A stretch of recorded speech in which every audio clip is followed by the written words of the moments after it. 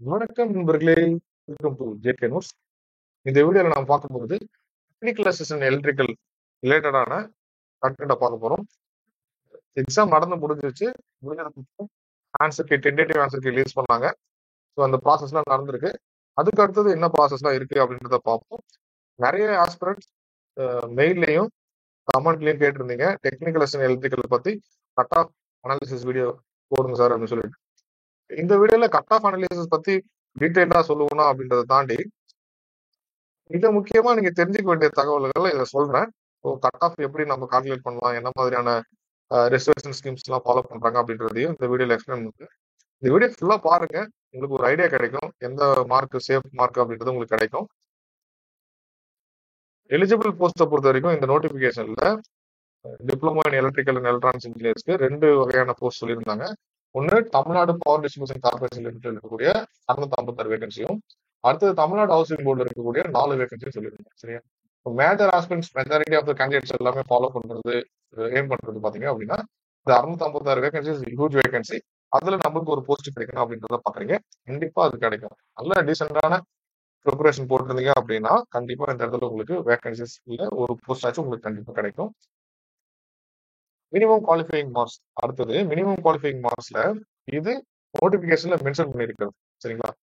Minimum qualifying மார்க்ல உங்களுக்கு நல்லாவே தெரியும், தமிழ் எலிஜிபிலிட்டி பொறுத்த வரைக்கும் 60 மார்க் எடுக்கணும். மொத்தம் 150 மார்க், 100 கொஸ்டினுக்கு 150 மார்க், ஒரு கொஸ்டினுக்கு 1.5 தெரியும். இதுல 150 மார்க்ஸ்ல 60 மார்க்ஸ் எடுத்தாதான் குவாலிஃபை ஆகுது தமிழ் எலிஜிபிலிட்டி. இந்த தமிழ் எலிஜிபிலிட்டி குவாலிஃபை ஆனா மட்டும்தான் அடுத்த மார்க் எல்லாமே மெரிட் லிஸ்ட் கன்சிடர் பண்ணுவாங்க. சரிங்களா? இது கண்டிப்பா உங்களுக்கு தெரியும். ஸோ 60 மார்க்ஸ்ன்றத கண்டிப்பா எடுக்கணும். அடுத்ததும் கொடுத்துருக்காங்க பாருங்க, டெக்னிக்கல் பேப்பர்ல இருக்கக்கூடிய சப்ஜெக்ட் பேப்பர்ல இருக்கக்கூடிய 200 கொஸ்டினுக்கு 300 மார்க்ஸ். அதே மாதிரி இங்க 75 + 25 வரக்கூடிய 150 மார்க்ஸ். இதெல்லாம் சேர்த்து பாத்தீங்க அப்படின்னா 450 மார்க் இருக்கு. இந்த 450 மார்க்குக்குமே minimum qualifying marks standard set பண்ணிருக்காங்க. இதுல ஏன் இப்போ இது கன்சிடர் ஆகுன்றது பாத்தீங்கன்னா, இங்க அதர்ஸ் மீன் பண்றது ஜென்ரல் டர்ன்ல இருக்குது. ஜென்ரல் டர்ன்ல பாத்தீங்க அப்படின்னா 180 மார்க்ஸ் எடுக்கணும். இந்த 180 மார்க்ஸ்ன்றது பாத்தீங்கன்னா 120 கொஸ்டின்ஸ் ஆகும். ஜென்ரல் டர்ன் இல்லாத கேண்டிடேட்ஸ் எல்லாருமே வந்து பாத்தீங்கன்னா 135 மார்க்ஸ் ஆச்சு எடுங்க. அப்போ 135 மார்க்ஸ்ன்றது பாத்தீங்கன்னா 90 கொஸ்டின்ஸ் வரும். இதுதான் வந்து பாத்தீங்கன்னா மினிமம் குவாலிஃபைங் மார்க்ஸ். இது கண்டிப்பா தெரிஞ்சிருக்கணும் உங்களுக்கு. அடுத்தது வேகன்சியோட டிஸ்ட்ரிபியூஷன் என்ன? ரொம்ப 656 வேகன்சி அப்படின்றது சொல்றோம். அதுல டிஸ்ட்ரிபியூஷன் ஆஃப் வேகன்சிஸ் என்ன அப்படின்றதும் நோட்டிபிகேஷன்ல கொடுத்துருந்தாங்க, அனெக்ஸ்டர்ல கொடுத்துருந்தாங்க. அதுதான் உங்களுக்கு டிஸ்பிளே பண்ணிருக்கேன். இதுல ஜின்றது பாத்தீங்கன்னா ஜென்ரல் டர்ன். ஓகேங்களா? பிஎஸ்டிஎம்ன்றது பர்சனல் ஸ்டடி தமிழ் மீடியம். இங்க அடுத்ததா வரக்கூடியது எல்லாமே வந்து பாத்தீங்கன்னா பர்சன் வித் பெஞ்ச்மார்க் டிசபிலிட்டில வந்துடும், ஒரு இண்டிவிஜுவல் கேட்டகரிஸ் வந்துடும். அப்புறம் எக்ஸர்விஸ்மென்ட் கேட்டகரிஸ் இருக்கு.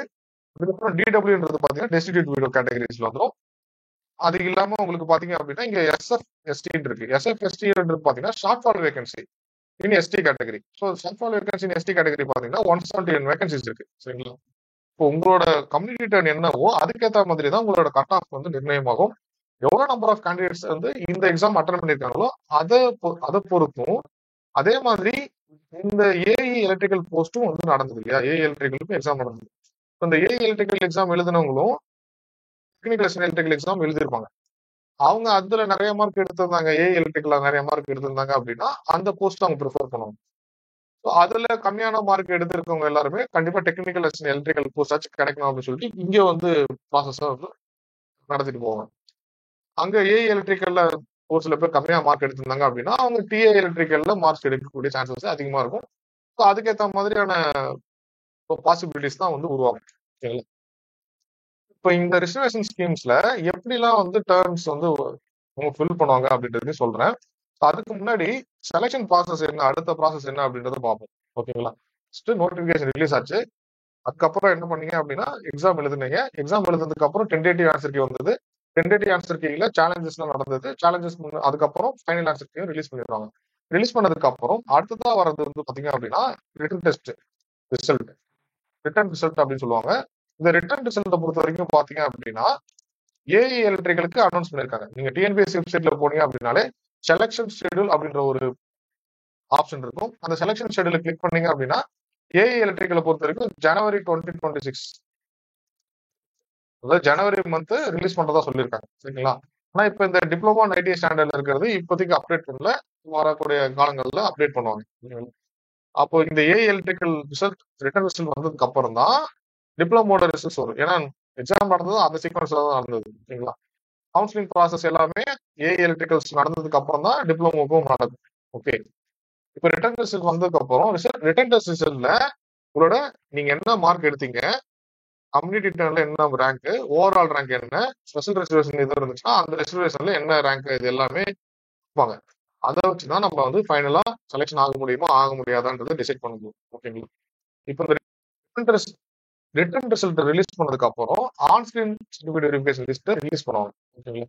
இந்த ஆன்ஸ்கிரீன் சர்டிஃபிகேட் வெரிஃபிகேஷன் லிஸ்ட் பாத்தீங்க அப்படின்னா ஜென்ரல் கேட்டகரியை பொறுத்த வரைக்கும் 1:3 லிஸ்ட், அதுக்கப்புறம் ஆல் ரிசர்வ் கேட்டகரிஸ்ல வந்து பாத்தீங்கன்னா 1:2 ரேஷியோல ஷார்ட் லிஸ்ட் பண்ணுவாங்க.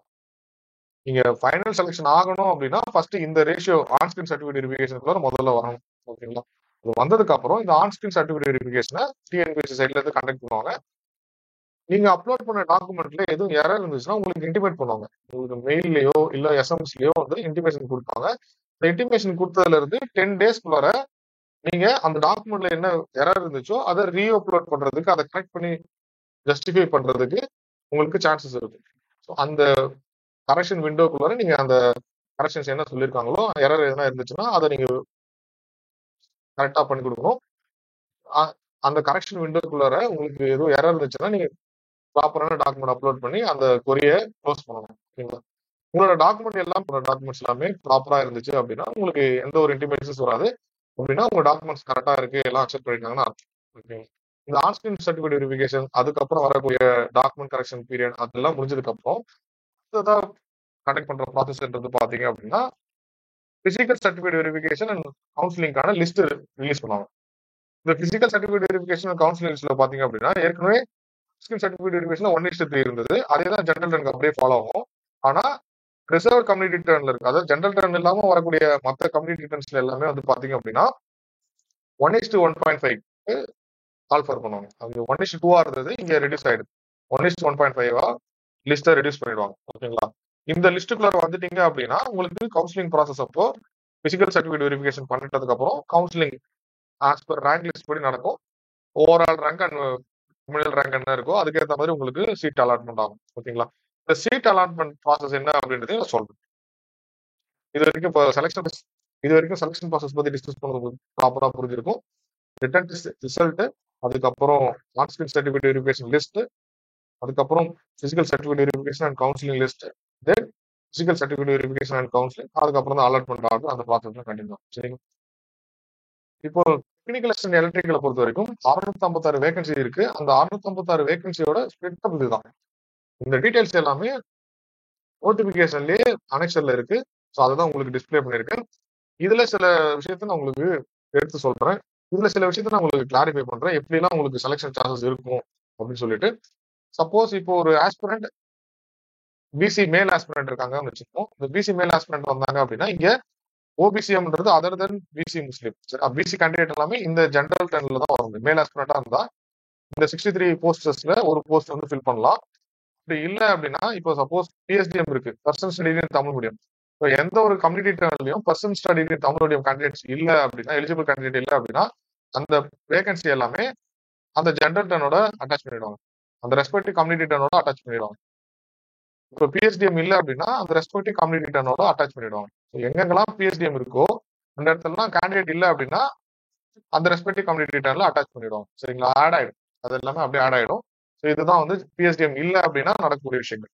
ஓகேங்களா? ஏன்னா diploma in electrical and electronics engineer Tamil மீடியம்ல படிச்சிருக்கணும். என்ன எசென்சியல் குவாலிஃபிகேஷன் இருக்கோ அந்த எசென்சியல் குவாலிஃபிகேஷனை தமிழ் மீடியம்ல படிச்சிருக்கும். அதுக்கான சர்டிஃபிகேட், ப்ராப்பர் சர்டிஃபிகேட் இருந்தால் மட்டும்தான் இந்த பிஎஸ்டிஎம் கேட்டகரியில கேண்டிடேட்டை ஃபில் பண்ண முடியும். ஓகேங்களா? இப்போ பிசி மேல் கேண்டிடேட் இருக்கும்போது இந்த பிசி ஜெனரல் டர்ன்ல இருக்கக்கூடிய சீட் எடுக்கலாம். அது இல்லாம இந்த ஜெனரல் டர்ன்ல வரக்கூடிய சீட் எடுக்கலாம்.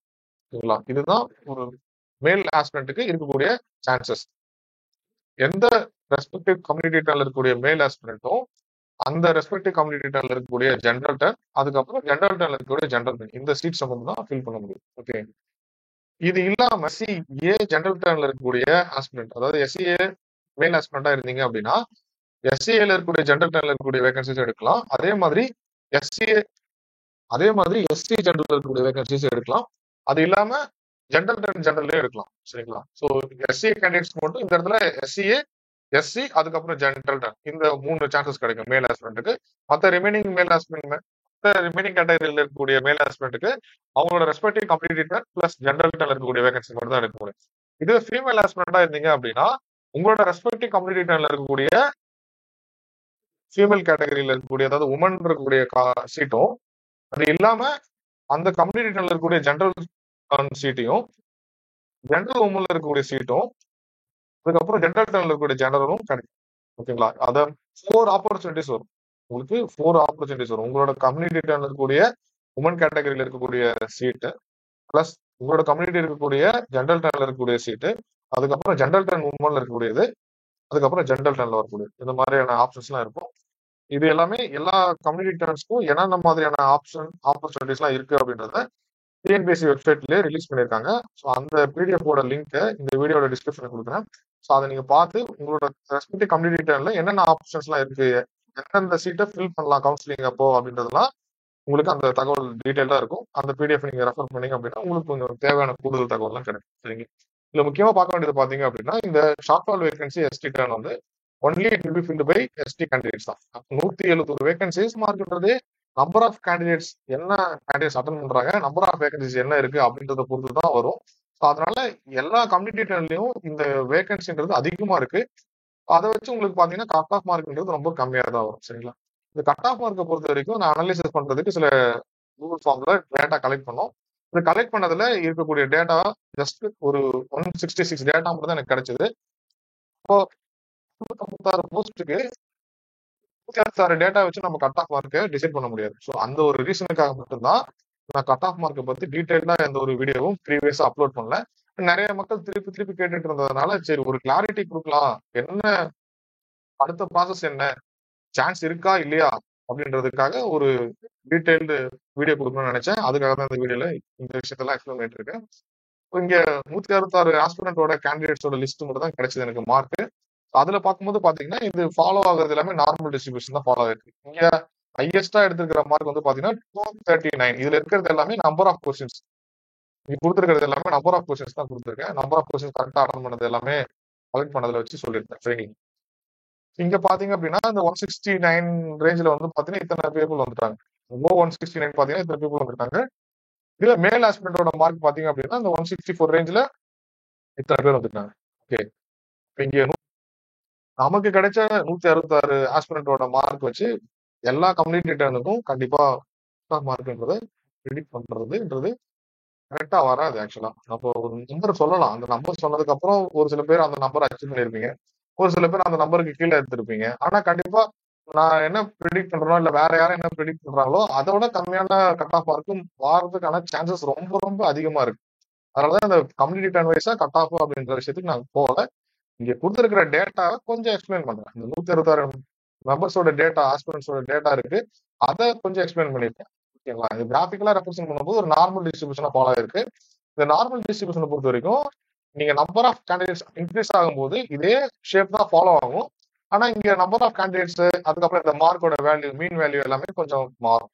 ஓகே, அதே மாதிரி தான் இந்த இடத்துல மேல் ஆஸ்பிரண்டோட மார்க்கும் கொடுத்துருக்கேன். இங்க வந்து பாத்தீங்கன்னா இந்த மீன் வேல்யூ வந்து கிட்டத்தட்ட ஒரு 164 170 அந்த ரேஞ்சில் வந்துருக்கு. 51 மெம்பர்ஸ் இருக்காங்க. இப்போ இந்த ஆஸ்பிரண்ட் எல்லாமே நீங்க அந்த கொடுத்த வேகன்சி லிஸ்ட்ல ஃபாலோ பண்ணீங்க அப்படின்னா ஃபில் பண்ணீங்க அப்படின்னா இந்த நம்பர் ஆஃப் இதுல நிறைய மார்க் எடுத்துக்கக்கூடிய ஆஸ்பிரண்ட்ஸ் எல்லாமே வந்து பாத்தீங்கன்னா இங்க ஜெனரல்லையோ இல்ல ஜெனரல் டர்ன் உமன் கேட்டகரிஸ்லயுமே வந்து ஃபில் ஆயிடுவாங்க. ஓகேங்களா?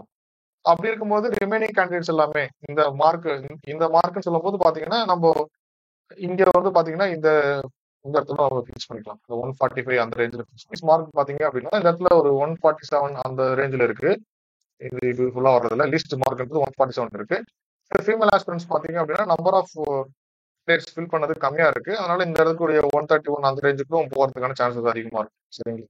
ஏன்னா ரெஸ்பெக்டிவ் கம்யூனிட்டி டர்ன்ல ஃபீமேல் ஆஸ்பிரன்ஸுக்கு இருக்கக்கூடிய சான்சஸும் டிஎன்பிஎஸ்சி பொறுத்த வரைக்கும் ஃபீமேல் ஆஸ்பிரன்ஸ் இருக்கக்கூடிய சான்சஸ் ரொம்ப அதிகம். ஸோ அதனால cut off mark for female aspirants கம்மியாகிறதுக்கான சான்சஸ் ரொம்ப அதிகம். சரிங்களா? Compare to male aspirant female ஆஸ்பிரன்ஸோட கட் ஆஃப் மார்க்ன்றது கம்மியாகிறதுக்கான சான்சஸ் ரொம்ப அதிகம். சரிங்களா? இப்போ நம்மளுக்கு கொடுத்தது 300 கொஸ்டின் இல்லையா? அந்த 300 கொஸ்டின்ல ஒரு காம்படிட்டிவ் எக்ஸாம் அப்படின்றதாலே 80% ஆஃப் கொஸ்டின்ஸ் தான் நமக்கு மேக்சிமம் கேண்டிடேட், அதாவது டாப் மார்க் எடுக்கக்கூடிய கேண்டிடேட்ஸால அச்சீவ் பண்ற மார்க்கா இருக்கும். அப்ப இந்த 300 கொஸ்டின்ஸ் அப்படின்னு பாத்தீங்க அப்படின்னா ஒரு 240 கொஸ்டின்ஸ் வரும். ஓகேங்களா? 240 கொஸ்டின்ஸ் வரும். இங்கேயுமே வந்து பாத்தீங்க அப்படின்னா நம்ம கிட்ட இருக்கிற டேட்டாலுமே இந்த 239 கொஸ்டின்ஸ் அட்டன் பண்ணதான் ஃபர்ஸ்ட் மார்க்கா இருக்கு. ஒரு சில மக்கள், ஒரு சில ஆஸ்பிரண்ட் இந்த 240யோட கொஞ்சம் அதிகமா எடுத்திருக்கலாம். ஆனா இன் ஜெனரலைஸ்ட் கேஸ் வந்து பாத்தீங்க அப்படின்னா இந்த 80% ஆஃப் மார்க்ஸ் தான் வந்து டாப் கேண்டிடேட்ஸ் எல்லாம் அச்சீவ் பண்ற மார்க்கா இருக்கும். ஓகேங்களா? அடுத்தது வந்து பாத்தீங்க அப்படின்னா ஒரு இந்த இந்த எக்ஸாம் பொறுத்த வரைக்கும் ஒரு நெகட்டிவ் மார்க்கிங் இல்லாத எக்ஸாம், நான் நெகட்டிவ் மார்க்கிங் இல்லாத ஒரு எக்ஸாம்ல குவாலிஃபை ஆகிறதுக்கு இந்த 80% டாப் மார்க்ன்றது சொல்றேன். போஸ்டிங் அடிக்கிறது அப்படின்றது பாத்தீங்க அப்படின்னா ஒரு 65% ஆஃப் மார்க்ஸ் இருந்தா அப்படின்னா கொஞ்சம் ஷூரிட்டியா சொல்லலாம். இங்க நம்மளுக்கு 656 வேகன்சி வந்துருச்சு. இதுல நம்பர் ஆஃப் வேகன்சி அதிகமா இருக்கும்போது number of candidate aspirants attend பண்ணவங்களும் அதிகமா இருப்பாங்க. ஓகேங்களா? ஸோ அதெல்லாம் பார்க்கும்போது இந்த 65% ஆஃப் மார்க் இருந்தீங்க அப்படின்னா உங்களுக்கு குவாலிஃபை ஆகிறதுக்கான சான்சஸ், ஃபைனல் செலெக்ஷன் ஆகிறதுக்கான சான்சஸ் கண்டிப்பா இருக்கும். ஓகேங்களா? இப்போ 65% சொல்லும்போது பாத்தீங்க அப்படின்னா அது 65% சொல்லும்போது பாத்தீங்கன்னா அது 195 கொஸ்டின்ஸ். ஓகேங்களா?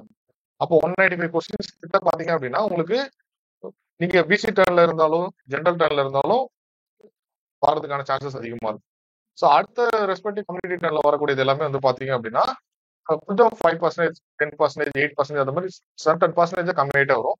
ஆனா எப்படி பார்த்தாலுமே வந்து பாத்தீங்கன்னா உங்களுக்கு 55%ன்றது வேற மினிமமா இருக்க மாதிரி இருக்கு. 55% சொல்லும் போது பாத்தீங்க அப்படின்னா உங்களுக்கு 165 கொஸ்டின்ஸ் அட்டன் பண்ற மாதிரி இருக்கு. சரிங்களா? 165 கொஸ்டின்ஸ் ப்ராப்பரா அட்டன் பண்ணிருந்தீங்க அப்படின்னா இது எல்லாமே அச்சீவபிள். இது நான் வந்து கட் ஆஃப் மார்க்கோ இதுதான் வந்து உங்களுக்கு ஃபைனல் செலெக்ஷன் ஆகுமோ அப்படின்றதுலாம் சொல்லல. எந்த ஒரு காம்படிட்டிவ் எக்ஸாம்ஸ் எடுத்தாலும் நெகட்டிவ் மார்க்கிங் இல்லாத ஒரு காம்படிட்டிவ் எக்ஸாம்ஸ்ல அதோட சீனியர் இதுதான். இந்த 55%ன்றது ஏன் 55%ன்றது போயிருக்கு அப்படின்னா இது 45% கூட போறதுக்கான சான்சஸ் அதிகமா இருக்கும். இப்போ 45% சொல்லும் போது வந்து பாத்தீங்க அப்படின்னா உங்களுக்கு வரக்கூடியது 135 கொஸ்டின்ஸ். இதுக்கும் கீழே கட் ஆஃப் போகுமா அப்படின்னா ரொம்ப ரொம்ப கம்மி. ஒரு சில கம்யூனிட்டி டர்ன்ல நம்பர் ஆஃப் வேகன்சிஸ் அதிகமா இருக்கும்போது கண்டிப்பா இதோட கம்மியாக சான்சஸ் இருக்கு. ஆனா அதுலயுமே அவங்க சீலிங் லிமிட் வச்சிருக்காங்க. என்ன சீலிங் லிமிட் வச்சிருக்காங்க? ஜென்ரல் டர்னுக்கு 180 மார்க்ஸ், 180 மார்க்ஸ். ஓகேங்களா? 180 மார்க்ஸ்ன்றது நம்ம கொஸ்டினா டிஸ்கஸ் பண்ணும்போது 120 கொஸ்டின்ஸ் வந்து ஜென்ரல் டர்னுக்கும், ஜென்ரல் டர்ன் இல்லாத மக்களுக்கு 90 கொஸ்டின்ஸ் கொடுத்துருக்காங்க. ஆஸ்பிரண்ட்ஸ்க்கும் 90 கொஸ்டின்ஸ் கொடுத்துருக்காங்க. இப்போ இந்த 90 கொஸ்டின்ஸ் சொல்லும்போது இது எந்த அளவுக்கு கீழே குறையும்? ரொம்பவும் குறையாது. இப்போ 45% ஆஃப் மார்க் நீங்க வச்சிருந்தீங்க அப்படின்னா தட் இஸ் 135 கொஸ்டின்ஸ்க்கு மேல போட்டிருந்தீங்க அப்படின்னா பை சான்ஸ் ஏதோ ஒரு இதுல வந்து உங்களுக்கு பாசிபிலிட்டிஸ் இருக்குன்னு வைக்கலாம். சரிங்களா? ஆனா ஃபைனல் செலக்ஷனுக்கு இந்த 135 மார்க்ஸ் சஃபிஷியண்டா இருக்கிறது இருக்குமா இல்லையா அப்படின்றது ரேங்க் லிஸ்ட் ரிலீஸ் ஆகும்போது மட்டும் தான் தெரியும். ஃபைனலா நான் என்ன சொல்றேன் அப்படின்னா உங்களுக்கு 150 கொஸ்டின்ஸ் எடுத்திருக்கீங்களா அப்படின்றத பாருங்க. சரிங்களா? 150 கொஸ்டின்ஸ் எடுத்திருக்கீங்க அப்படின்னா கண்டிப்பா சான்சஸ் இருக்கும். அந்த காம்படிட்டிவ் எக்ஸாம்ஸை பொறுத்த வரைக்கும் எத்தனை பர்சன்டேஜ் ஆஃப் மார்க்ஸ் எல்லாம் எடுப்பாங்க கேண்டிடேட்ஸ் அப்படின்றத டிஸ்கஸ் பண்ணேன். இதுல 80% டாப் மார்க், அதுக்கப்புறம் 65%, 55%, 45% அப்படின்றதெல்லாம் டிஸ்கஸ் பண்ணேன். இதுல கம்யூனிட்டி டர்ன் வைஸா என்னென்ன பர்சன்டேஜ் ஆஃப் மார்க்ஸ் வரும் அப்படின்றது கண்டிப்பா ஃபைனல் செலெக்ஷன் லிஸ்ட் வரும்போது தான் தெரியும். அண்ட் ரேங்க் லிஸ்ட் ரிலீஸ் ஆகும்போது தான் தெரியும். இப்போ நீங்க எந்த மார்க் எடுத்திருந்தாலும் ரெண்டா நம்ம பிரிச்சுக்கலாம். ஒன்னு அபோவ் 150 கொஸ்டின்ஸ், இன்னொன்னு பிலோ 150 கொஸ்டின்ஸ். இது மேல் ஆஸ்பிரண்ட்டுக்கு. ஓகே. அடுத்தது ஃபீமேல் ஆஸ்பிரண்ட் பொறுத்த வரைக்கும் பாத்தீங்கன்னா